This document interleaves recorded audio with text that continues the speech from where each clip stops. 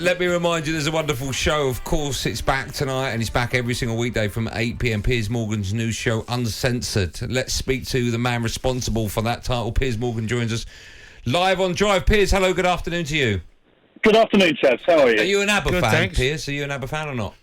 I've got to say, I'm not an ABBA fan. In fact, their music makes my skin crawl. Yeah, I'm with you. Turn it up a bit. So this whole ABBA resurgence, just when I thought we'd finally seen the back of them, is extremely painful to my ears. But the great thing about it is they're holograms, I'm led to believe, at the O2. Have you seen that? It's the same music. There is no but here. No, it's a very the good same point. stuff. Yeah, I can't convince the same you. stuff. Why do you always sit on the fence, Piers? Why do you do that? I'd rather be honest. Honestly, there's a lot of people I know that can't stand ABBA, but you're not allowed to say that. It's like one of those sacred cows you're not allowed to talk about. You could. I mean, to be fair, you've both said it now, so there's no way I can really go with ABBA chat. Well, that's because Danny's like me. He's uncensored. Hey, listen, we'll talk about your show in just a moment, but whenever we get you on, I know you're a big Arsenal fan, so we'll talk football to you. But just ever so quickly, before we talk about your beloved Arsenal, I have to get your view on whether or not you think Man United beating Liverpool in a pre-season friendly. I don't know if you're aware, but it finished just before we came on air. 4-0 was the result. Does it mean anything? I said to Danny, it means more to United because they didn't lose 4-0, but that's probably just about it. I think if it means anything to United fans, they really have reached rock bottom. I mean, none of these games mean anything other than, keeping players into the right level of fitness heading into August. That's all that matters. I mean, look, Liverpool are light years ahead of United, and it must eat away at their soul in the same way that watching Tottenham moving ahead of Arsenal eats away at my soul, because it hasn't happened in my lifetime, and now it's happening. So I think that we've got to be realistic as football fans. I think that United are in a pretty bad place. I'm not massively excited by any of their transfer business, and the fact they seem prepared to lose, for my money, the best player to ever play the game after he's just scored 24 goals for them. It seems an extraordinary situation, but you can't blame Ronaldo for wanting to leave. Why would he stay? No, you can't. But just on your Arsenal, Piers, the Gabriel Jesus signing, I like it. I like him. I always have. Yeah, you a fan? Well, I've been watching him for a bit ever since we were rumoured with him, and the thing about he's a very hard worker. He's a classic Pep Guardiola protege, really, in the sense that he really puts the shift in. He's very quick. He loves playing. Looks like he wants to play down the middle as a sort of old-fashioned number 9, and it reminds me a bit of when Thierry Henry first came to us and was a winger, and then we put him down the middle and bang, and the rest is history. And I'm not saying he'll be the next Thierry Henry, but he's certainly the right age, the right experience. He's a winner. He's won big things. He scored 19 goals in 50-odd games for Brazil. This is a proper international footballer. So I watched him in the pre-season game the other day, and although they are, as I just said, meaningless, the way he took his goals, superb. I mean, one of them was fantastic. So I'm excited. I think he's a very exciting signing for us. Yeah, I do. I'm going to ask you a question you need to answer with your head, not your heart. Out of your beloved Arsenal and the other team in North London, Spurs, who do you think's got a better chance of finishing top 4? Oh, Tottenham, without any doubt. Oh, okay. I mean, we have to. Arsenal fans have to look inside their soul and realise that, unfortunately, there's been a shift in power. And the reason for that, to me, is because Conte is a genuine world-class manager and a natural-born winner. And our manager, Arteta, has a lot to prove. I think we've lost 13 league games in the last 2 seasons. That is not the kind of performance level that, in my view, should have led to him getting a new 3-year deal.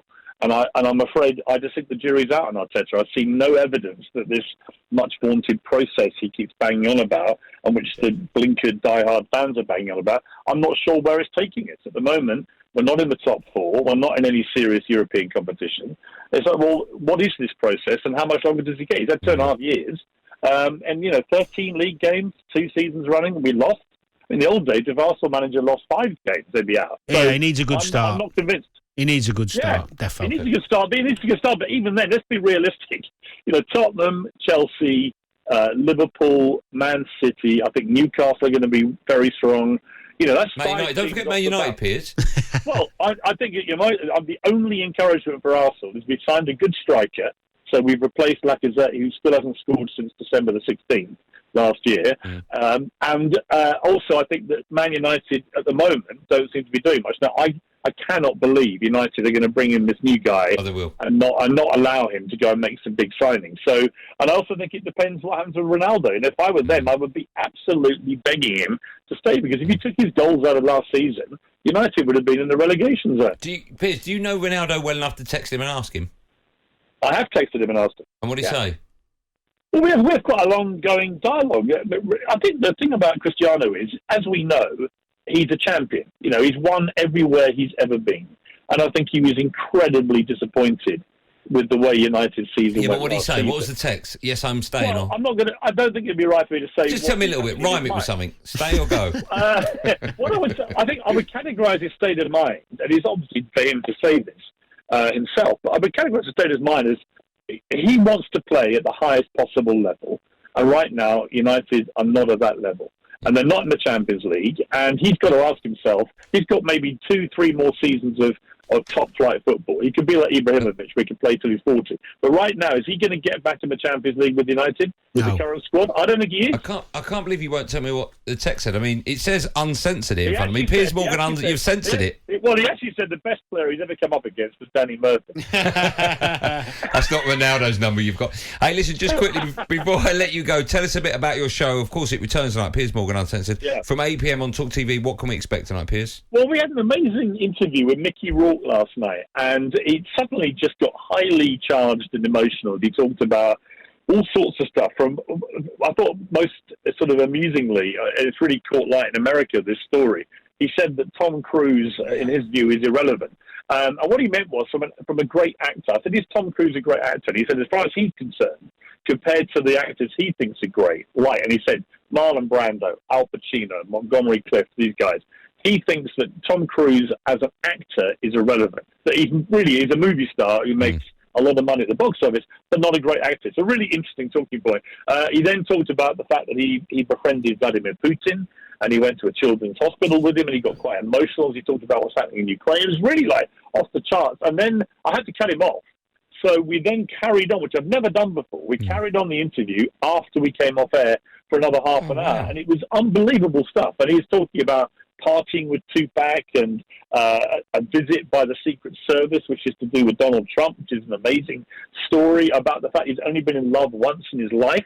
And I managed to guess correctly who it was. So we're going to run part 2 tonight, himself, which is very unusual. So I would, if you like Mickey Rourke, and who wouldn't, tune in tonight. It's a great interview. Piers, you're a superstar. We'll speak to you next week. Thanks for coming on, pal. Thanks, Piers. All the best, guys. There you go, the wonderful Piers Morgan. His new show, Uncensored, is back tonight. And every weekday from 8 p.m, he'll give you a unmissable verdict on the day's global events with an hour of fearless debate. And much like talkSPORT Drive, he'll be joined by some of the biggest guests you can find. That's Piers Morgan Uncensored tonight from 8 p.m. on Talk TV.